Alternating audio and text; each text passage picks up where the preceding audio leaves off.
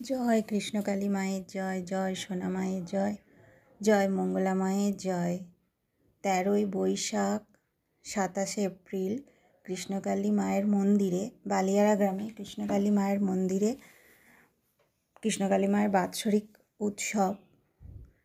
ওই দিন প্রচুর ভক্ত আসার কথা, কিন্তু কিছু একটা ওই দিন ঘটতে পারে, তাই মঙ্গলা মা উনি ভক্তদেরকে ওই দিন মন্দিরে আসতে বারণ করছেন।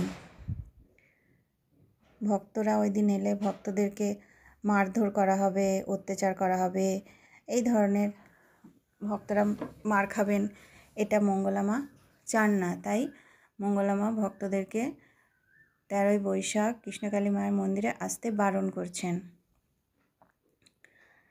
কৃষ্ণকালী মায়ের বাৎসরিক উৎসব 13 তারিখে হবে, সেটা অনেক দিন আগেই মঙ্গলা মা জানিয়ে দিয়েছিলেন, কিন্তু কিছু একটা কারণে অনেকে যারা চাইছেন না কৃষ্ণকালী মায়ের মন্দির তৈরি হোক, তারা ওই দিন কিছু করার পরিকল্পনা করছেন, ষড়যন্ত্র করছেন, সেটা মঙ্গলা মা বলছেন। আমি এই ভিডিওর সাথে ওই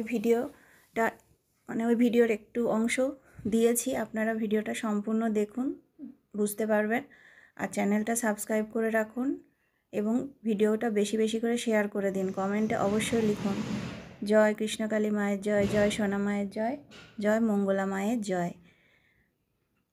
এই ভিডিওর সাথে আমি কিছুটা অংশ জুড়ে দিয়েছি, আপনারা ভিডিওটা দেখুন, আপনারা বুঝতে পারবেন। কৃষ্ণকালী মায়ের মন্দির করতে মঙ্গলা মা চাইছেন, আমরা সকলেই চাই কৃষ্ণকালী মায়ের মন্দির হোক। উনি খুব চেষ্টা করছেন, ছোটাছুটি করছেন। তো আপনারা দেখুন বাকি ভিডিওটি।